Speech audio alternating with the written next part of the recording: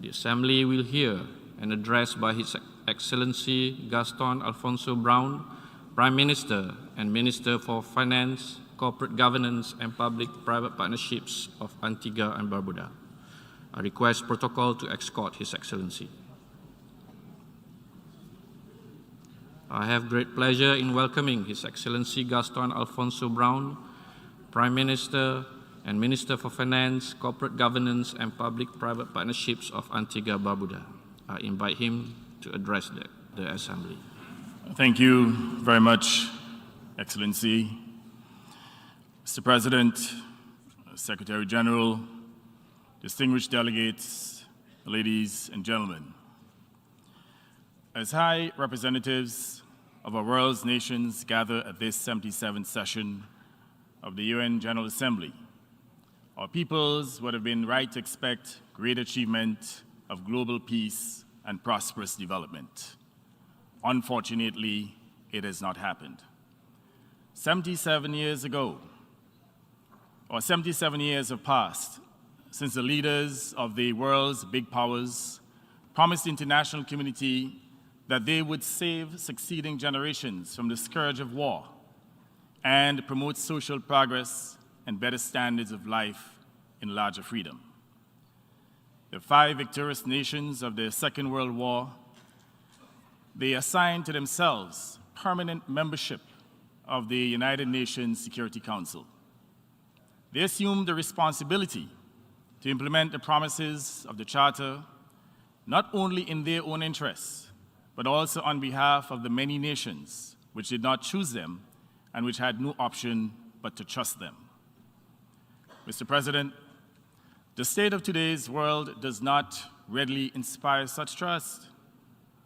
Instead, it arouses an overwhelming sense of disappointment. It is a disappointment that small countries such as mine would be less than candid, less than honest, if we did not convey our sentiments to the permanent members of the Security Council.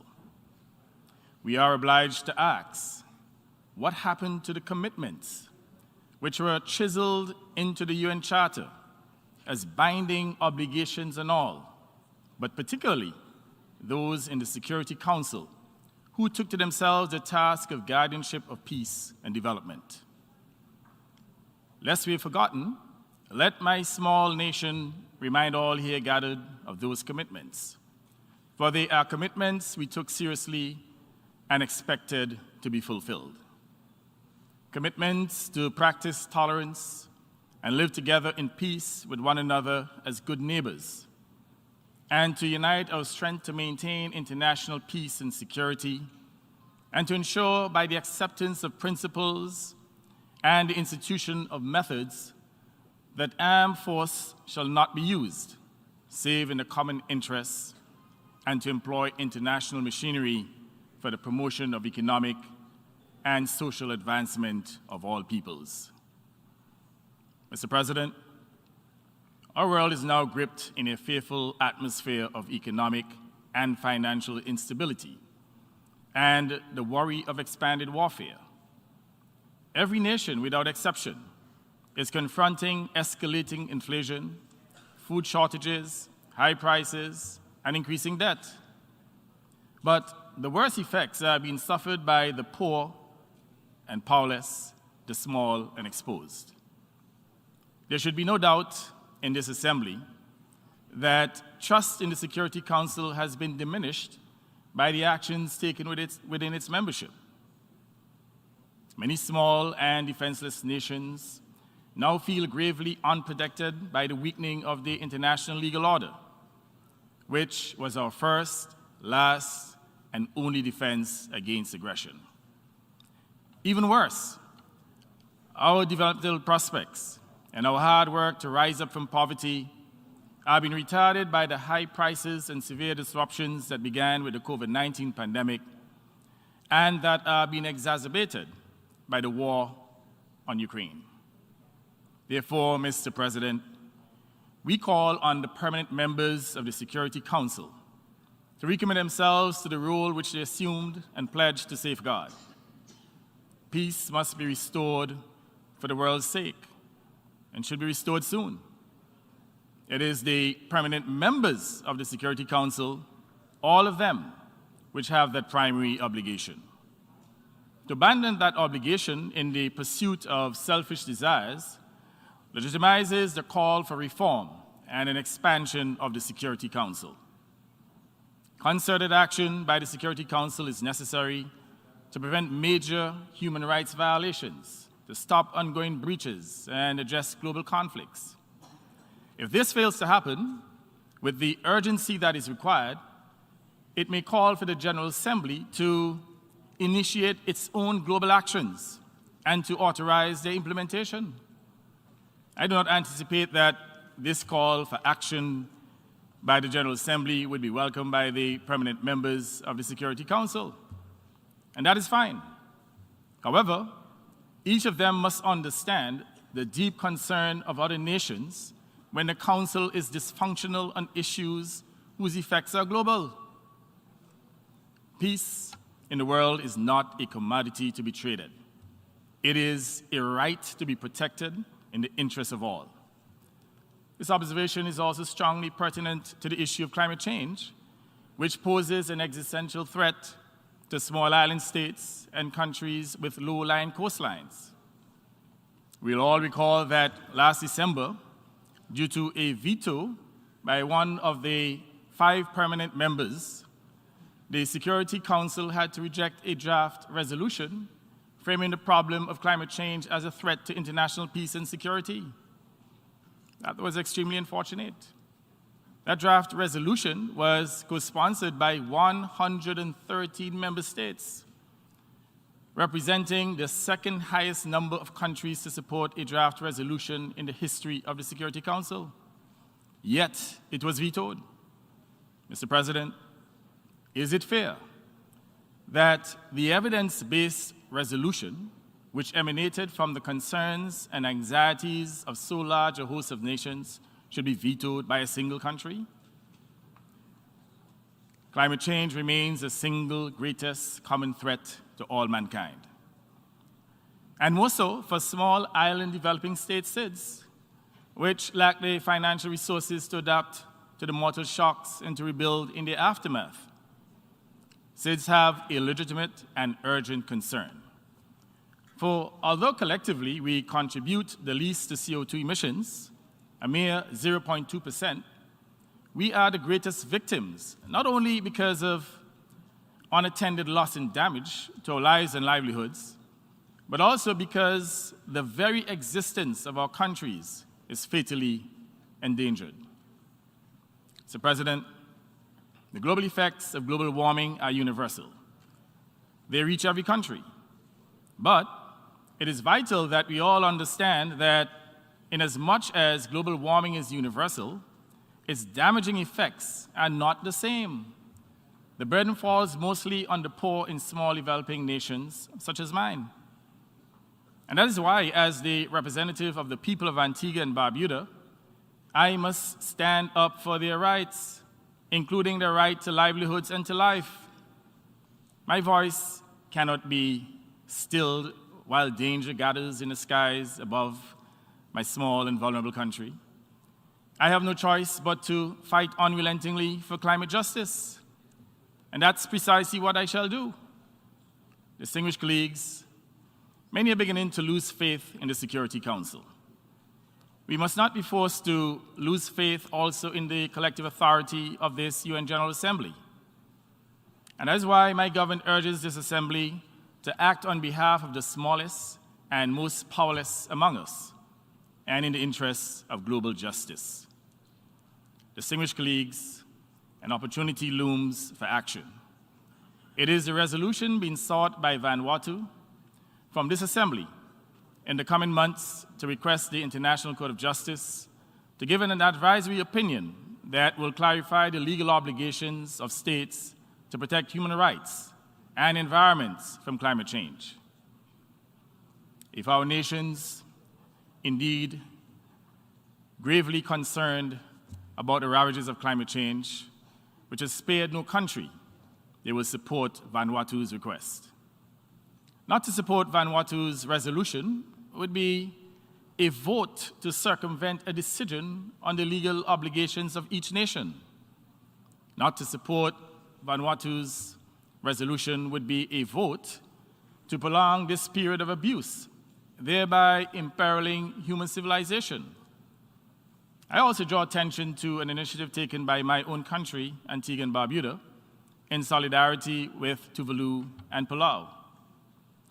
We are three small island states which have been buffeted and battered by the effects of climate change. On the eve of COP26 in Glasgow last year, we launched the Commission of Small Island States on Climate Change and International Law, COSIS. The Commission's purpose is to develop and implement fair and just global environmental norms and practices. In this connection, it will seek an opinion from the International Tribunal of the Law of the Sea regarding the binding obligations of its member states to mitigate the effects of their greenhouse gas emissions or to pay for the loss and damage they cause. The polluter must pay. This effort is separate but complementary to the Vanuatu initiative. Mr. President, our small countries have talked ourselves hoarse since the 1980s, pointing to the parlous circumstances into which our people and our countries have been plunged, but with little avail. Mr. President, billions were pledged in climate finance and not delivered. Promises were repeated year after year, each with a zealousness that on the evidence was meant to placate and divert, but clearly not to perform and to deliver commensurate with the loss suffered and the damage caused. The stage now seems set for this year's COP27 to fail, despite the genuine efforts of some industrialized nations to address the grave concerns of the majority of the world's people to turn climate change into climate action. Mr. President, the group of 20 countries meeting on August 31st failed to produce a joint statement on climate change, sending an ominous signal that yet again, the meeting of the COP in November will be long in words, but very short in deeds. At the COP26 meeting in Glasgow last year, world leaders acknowledged that their pledges to reduce global greenhouse gas emissions have not met the previously agreed goal of pursuing efforts to limit warming to 1.5 degrees Celsius. They vowed to do better. It appears now that they will not.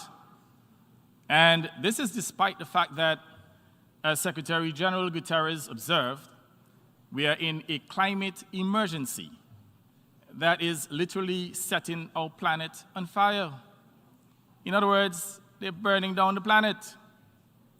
Therefore, small states, individually and collectively, under the Antigua and Barbuda's chairmanship of AOSIS, will attend COP27 in Egypt and argue strenuously to establish a new loss and damage response fund. But we recognize that reliance on the conscience of others will not be enough and may not produce the results we and the world urgently need. We have been patient. We have urged, we have pleaded, we have begged. And yet, year after year, small island states bear the overwhelming burden of climate change's catastrophic effects, including persistent destruction, repeated costs of rebuilding, and huge debts to finance resilience. This injustice must end, and it must end now. We insist that those states most responsible for this dire situation respect their obligations to stop global warming and to provide compensation to its victims. We will engage fully and constructively at COP27. We'll also use all means necessary to pursue the objectives of the Commission of Small States. And we invite all countries whose people's lives and livelihoods are at grave risk to join us. Mr. President, while I have focused my statement so far on the damaging effects of climate change on SIDS, let it not be believed that the industrialized nations, the rich and the powerful, are immune. The projections of our common future are deeply distressing. In this year alone, temperatures rose above 40 degrees Celsius in Britain, Spain, France, and Portugal. China recorded the most severe heat wave anywhere on Earth. Floods hit Pakistan with nearly 800% more rainfall than normal, affecting tens of millions of people and leaving a third of the country underwater. These are the realities that we have to deal with. Winter temperatures in the southern hemisphere rose above 45 degrees Celsius in South America, while temperatures in some parts of Antarctica were almost 40 degrees Celsius higher than average. Last year, natural disasters in the United States inflicted an estimated $145 billion in damage and killed nearly 700 people. And this year was no better. So the question is, what else needs to happen in order to force urgent action? So, Mr. President, even if some of the governments of the industrialized nations remain reluctant to curb greenhouse gas emissions for the sake of the most vulnerable globally, they should be motivated by the perils for their own people. At the end of the day, we are all in this thing together. And while SIDS will suffer more swiftly and greater, no nation will escape.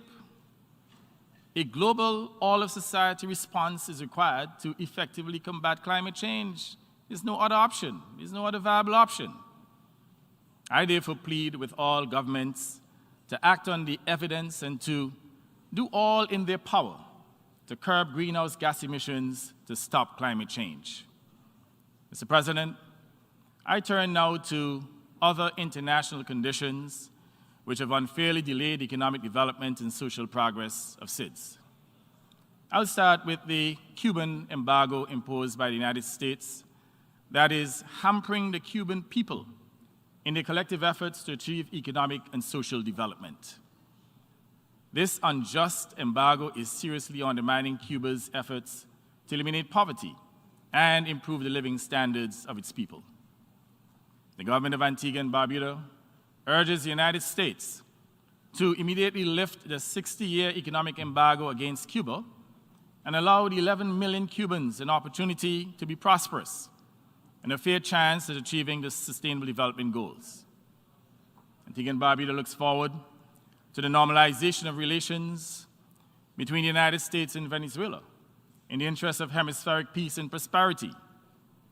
Mr. President, the incongruous criterion applied by international financial and development institutions and the governments that control their policies to classify some SIDS, such as mine, in the same category as the United States, Japan, and Germany because of the skewed measurement of high per capita income is one such condition that is undermining our development.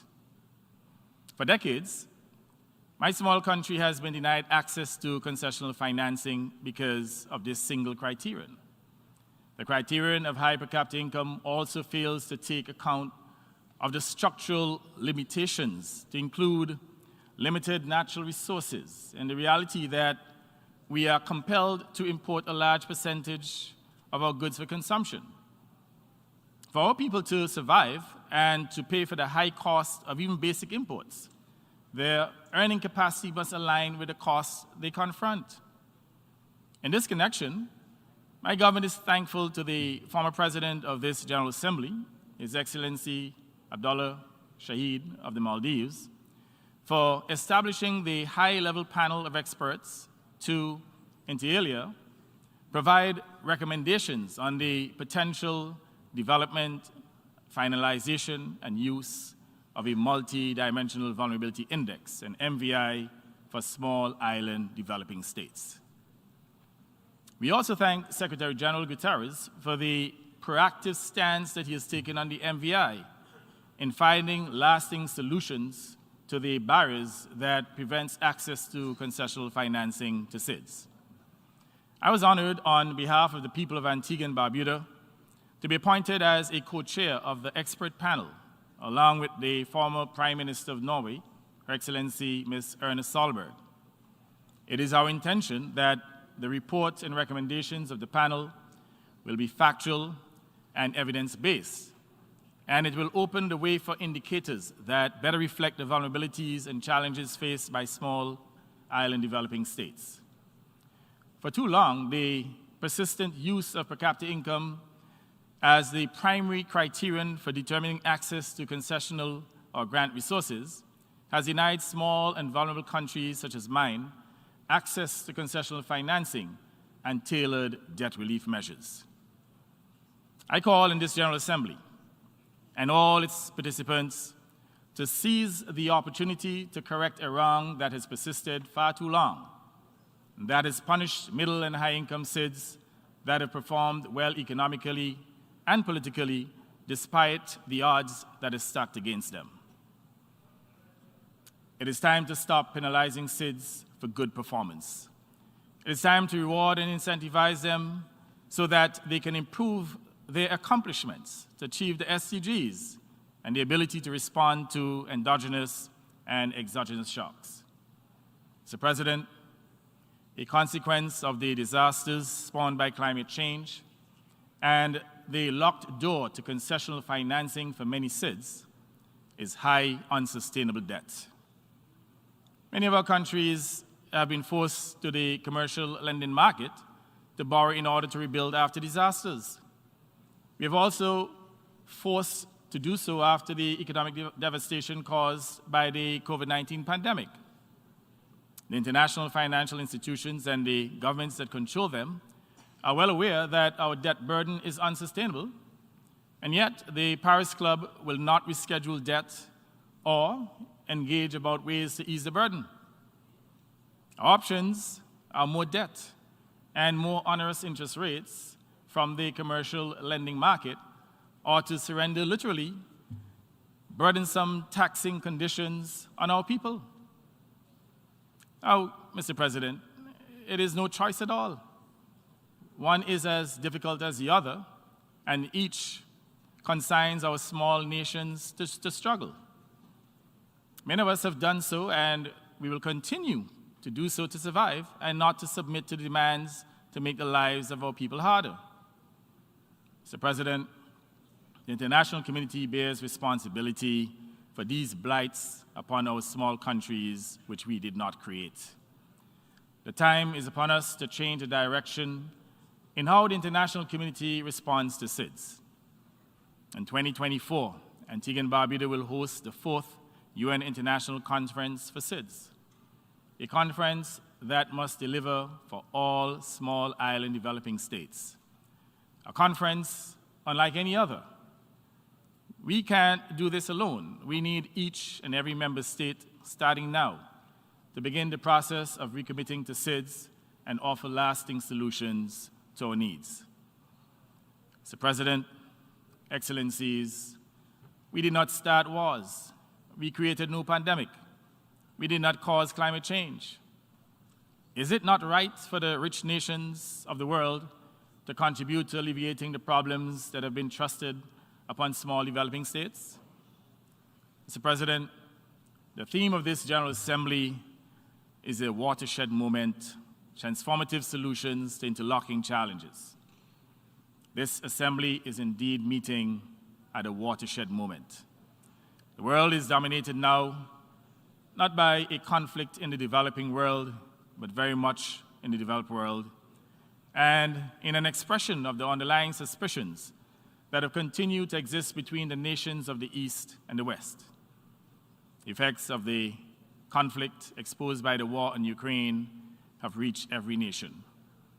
Therefore, we have a legitimate interest in it and a right to call in all the parties, Russia on the one hand, and NATO and the European Union countries on the other, to employ their diplomatic resources and skills to end this globally debilitating war.